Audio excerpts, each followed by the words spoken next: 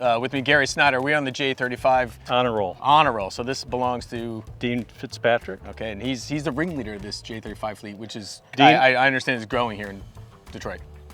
Dean has built this class. Single-handedly, he's built it. We started probably 3 years ago, 2 years ago, whatever it was, with probably 2 J35s. And now we have about 10 on Tuesday nights racing. And in the Nationals this year, we'll have about 16 in September out of North Star Sail Club. So I've done boat repair all my life. I sold all my business to Dean. I retired. And then about a year and a half ago, 2 years ago, Dean called me up and said, would you mind coming back in the shop and just working on J35s? So I'm there by myself. I have nobody to tell me what to do.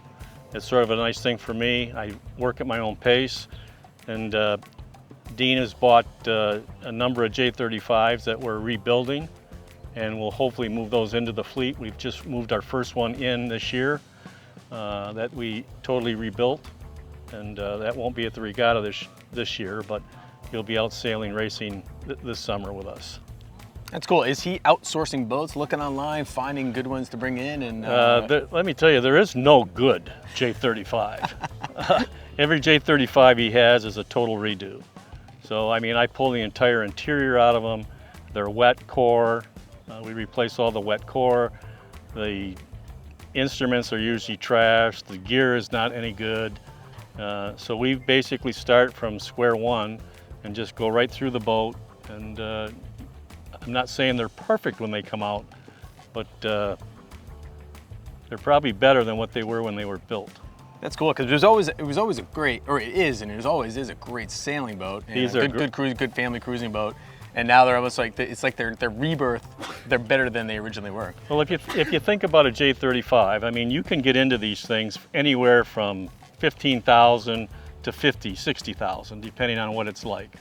But for a one design boat, even at $60,000 versus a J111, which is 400 to 500,000. For right now in the one design class here in Detroit, this is probably the best bang for the buck, without a doubt. And they're fun to sail. Yeah. And you got a great fleet structure with Dean. You got Dean as a spark plug. He just keeps things going. Yeah, that's cool. He just keeps things going. He buys the boats. He bought one from Vermont he just brought back. So I'm sort of redoing that one. We're going to make a trainer boat. And this is to teach people how to sail, but to teach people how to sail on J35s. So this different kind of skill set these days, yeah. Yeah, so it's not going to be perfect. It's not going to look perfect, but it's going to be set up so the boat's going to be safe. It's going to have some decent gear on it, and it's going to, the people at North Star are going to set it up as a trainer. They can come out and race with us on Tuesday nights, even though they might not do super well, but they'll start learning, and then hopefully they'll get interested in this class. Very cool. All right, so this is Dean's boat. Yep. It is beautiful, right? I mean, this is the 3 years into its life here on the lake. I'm sure meticulously maintained, right? Can you give us a tour of what a Dean Snyder rebuild would be? Well, let's take it from the bow back. What from starting up here, you'll see all the halyards here. We just put in a brand new mast in the boat. These are all new halyards. The deck has all been repainted from bow all the way back. All the teak tow rails here that we made are all new. We ripped off the old ones, built all new ones. The hatch is new. Every block on the boat is new. There's not a piece of hardware on the boat that's not new that we finished Dean's boat with. And he sort of gives me carte blanche. I mean, he wants his boats, and the boats that we're finishing, he wants them to be so they can go right out to the starting line and be just ready to go. And I enjoy that.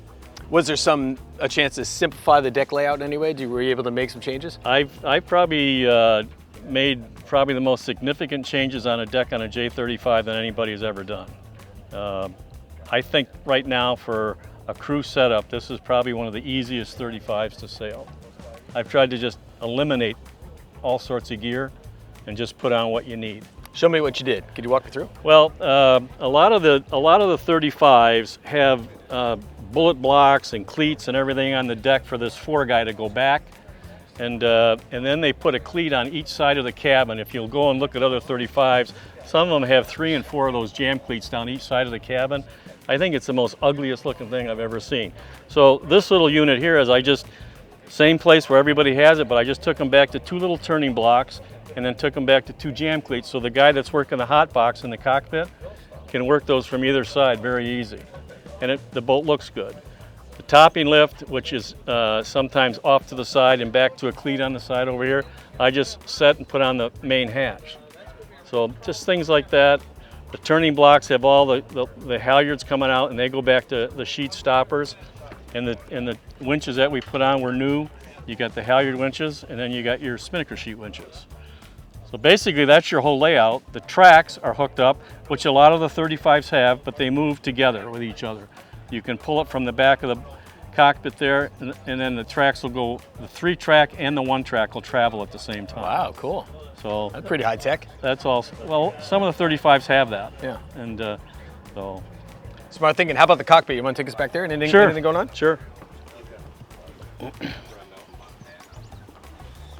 So what everybody's trying to do is move their weight forward all the time because the J35 has a big transom, right?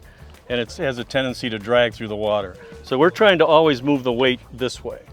So the traveler system I've taken, instead of having these cleats here, I've moved the traveler system up here, so the guy trimming the main can put this basically between his legs. So he can work the traveler here, he can trim the main sheet here, and then the fine tune he's got here. So the guy that's working the mainsail can do everything here, plus he can work the hydraulics if you need to do that, right?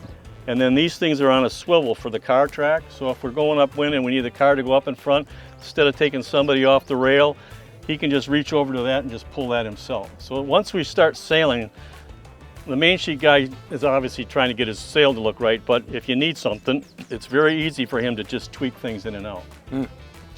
So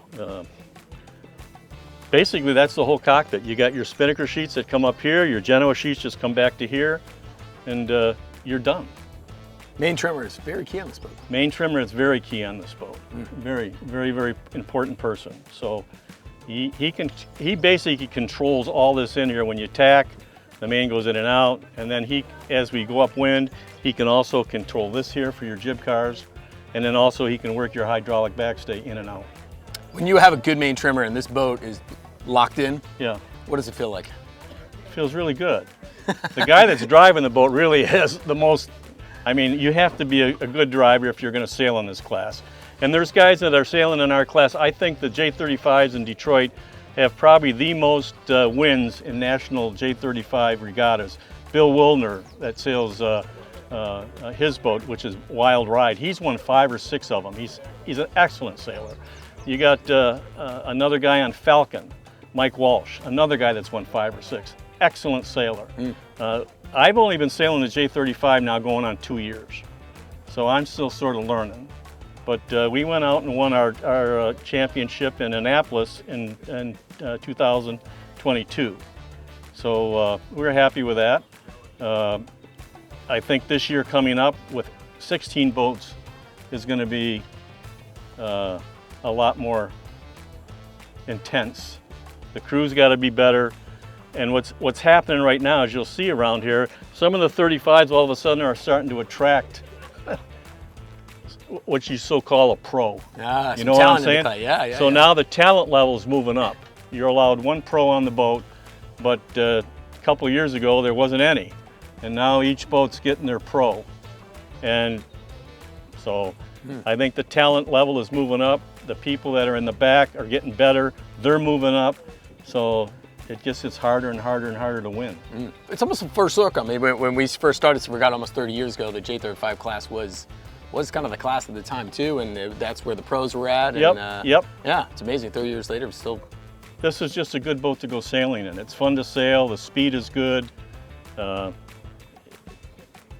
For the money to get into a race boat like this with this kind of class is, like I said, the best bang for the buck. And you're the guy to send it to. Well, I don't know. All right, before we go racing, the cruising part is very important. Do you mind taking us down below for a quick tour of where we're going to sleep when we're at Mac? Yep. Our boat is probably a little on the spark end. Oh, it smells beautiful down here. Not too bad. No, this. Oh, look at the headroom. Yeah, it's got nice headroom. They do have some boats that have cabinetry on this side here, and the different backrests that I've sort of taken out for the weight to go racing. But you can buy one of these and set it up for cruising.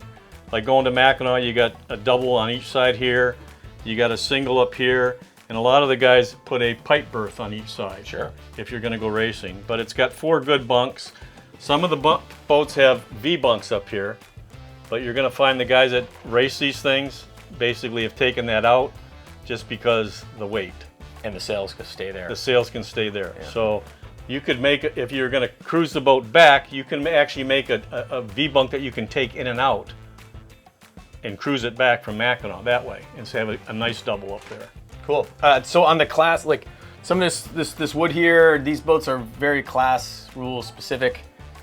Is this kind of what was originally envisioned with the Johnstones? I mean, I would think they were that racing. most of the boats that you'd go into today would have sort of this layout. You're going to get the occasional boat that'll have some more furniture in it that they haven't ripped out. Like I said, Dean bought this boat from Texas. It was the ugliest 35 I think I've ever seen. And so we basically have gone through it, taken out what we weren't going to use, and left what we needed to leave in for the rule. Sounds fast.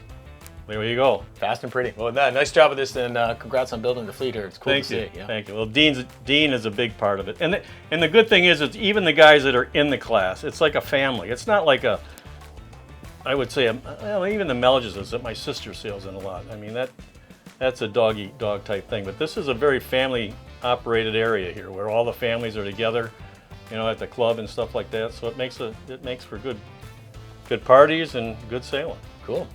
I agree.